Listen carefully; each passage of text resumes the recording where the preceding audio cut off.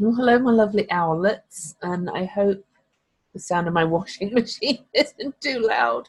Might start beeping in a minute if the cycle's finished, but the perils of having the washing machine right opposite my office. But I've got time to record this now, and hopefully my mic is blocking out most of the noise. So apologies, it's just started doing a spin as soon as I logged into this, of course. Anyway, where are we? Week ahead. No, not week ahead. I'm going to write a week ahead. This is a video to talk about what we have coming up now. So let me find my software.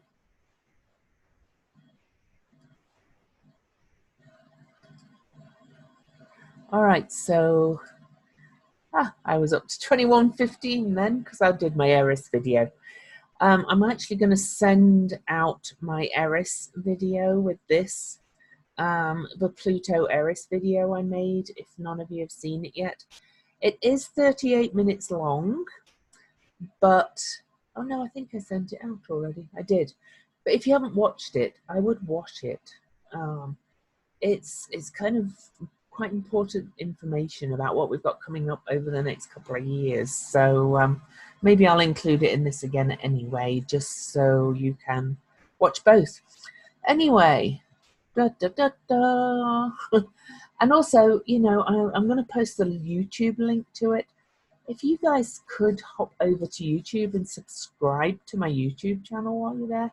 I'm going to be doing a lot of other videos. I don't obviously expect you to watch every one because, you know, who knows, God knows there's enough information out there. But if you, well, you probably clearly like my work, so because you're here.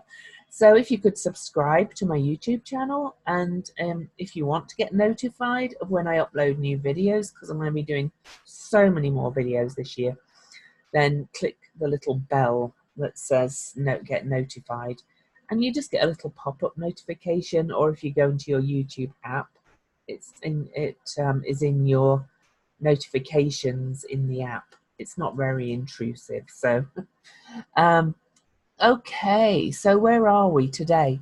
Okay, so Venus is coming up to square Mars this afternoon, and pretty much right now as I in fact, yeah, right now as I record this, Pluto is making that first closing quarter square to Eris at 23 degrees and 14 minutes.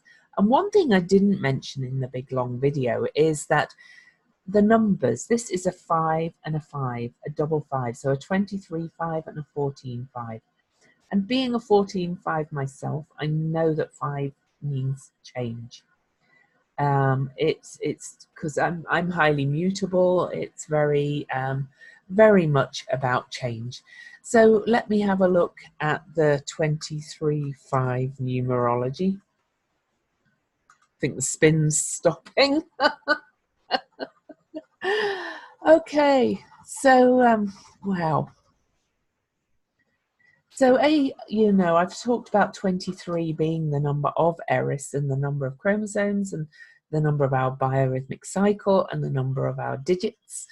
It's the 23 is so important, but 23 is about freedom, interest in everything. It's the number of the media being a 5.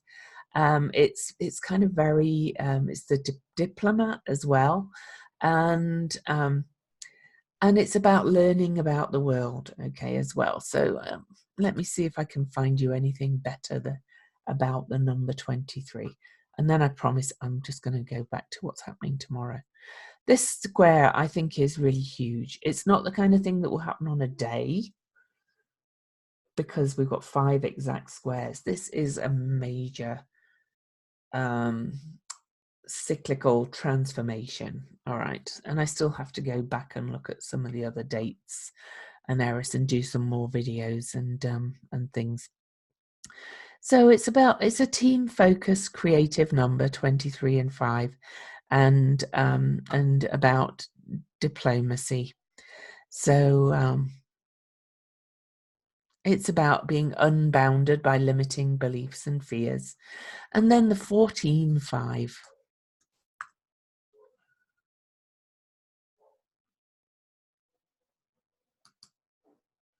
14-5 is about the constructive use of freedom, or freedom through self-discipline. It's it's something, a lesson we have to learn with these numbers. So anyway, I'm not a numerologist. I just thought it was significant that it's a double 5 and 23 is Eris's number. I really think she's kind of changing us, our identities, at a subtle level. I feel different than I did like 10 years ago, for sure. This is kind of going to change us more, and change our identity, and change how we think about ourselves and how we look at ourselves.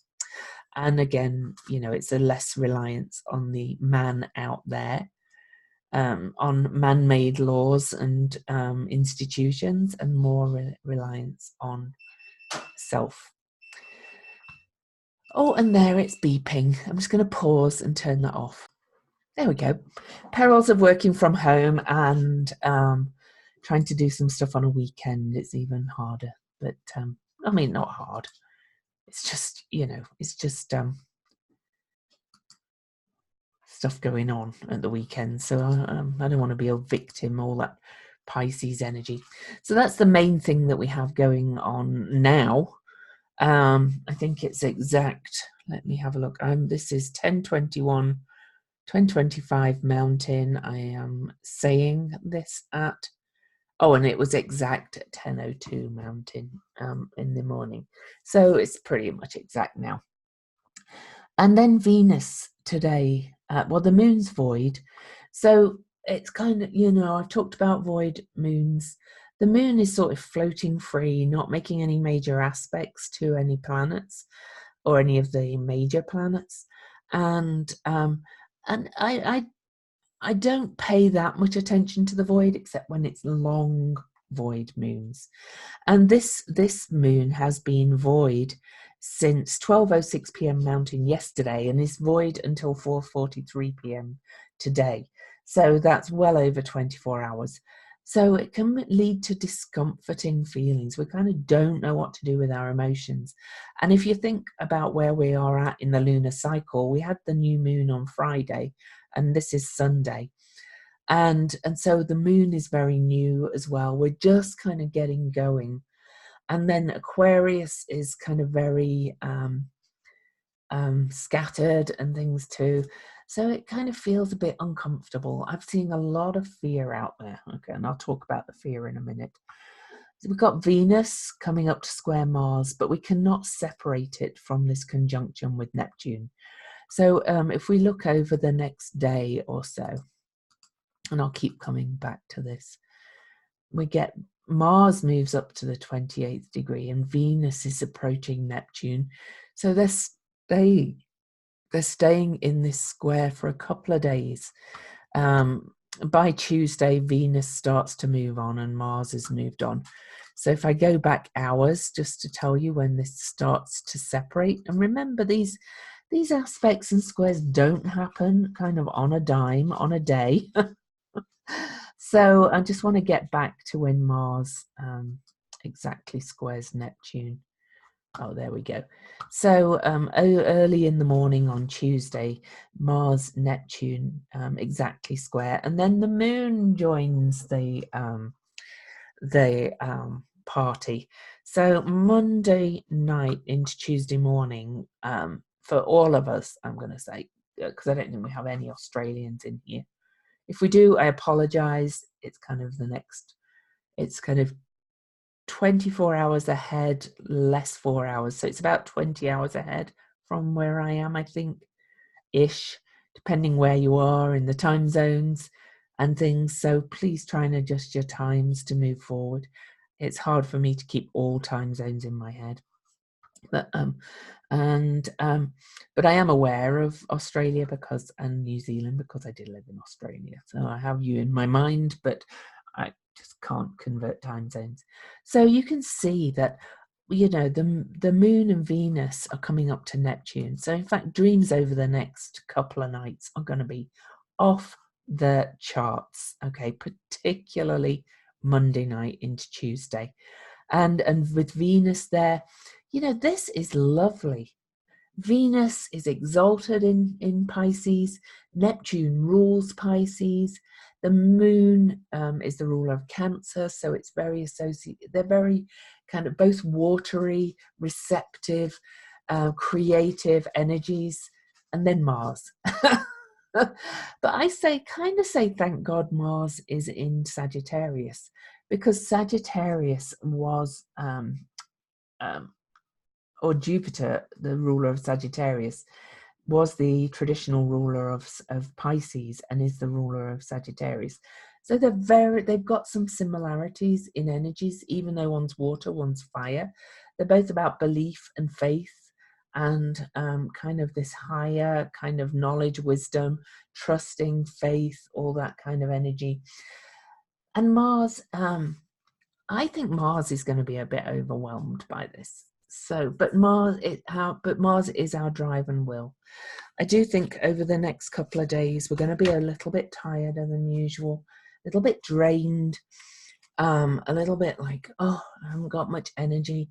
Well, if you haven't got much energy, don't try and pretend you've got much energy. Do things that don't require full-on energy, or take lots of breaks and rests, and, you know, just really kind of feeling into this more powerful energy really here. But, you know, Mars in Sagittarius is about pushing towards our dreams, our truth, and like the drive to live it. So it's not totally incompatible. It is a square, so it's a little challenging. I think, as I said, it's going to be a little bit draining. I'm not one to, I'm not posting about this coronavirus on social media. We could be in for a pandemic, or we could not.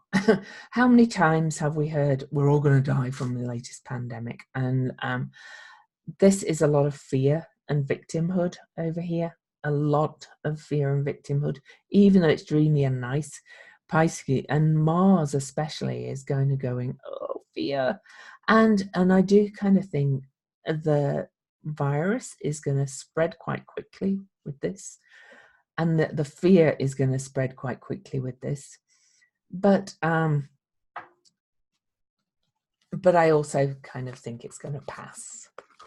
I hope I'm right. I kind of think it's going to be one of those things where, you know, bird flu and SARS and, you know, all those things in the news, then it gets contained and then it dies away. So I hope I'm right, but I kind of do think it's going to pass. And I believe if you're, you know, pretty healthy and all that kind of thing, you're not really as at risk anyway. So I do want to pull you a card for this aspect, because I'm not going to pretend it's not challenging, especially with the Pluto Eris square, which is really going to be around for a little while. Things feel uncomfortable. Things feel a bit out of control. Things feel like we all these changes and chaos. There's a lot of chaos is happening, but you know, we're going to be okay, I think. And this card is the one I picked for this aspect. So Ace of Wands. I'm just going to get the book and read it to you. So Ace of Wands. Bear with me 1 second.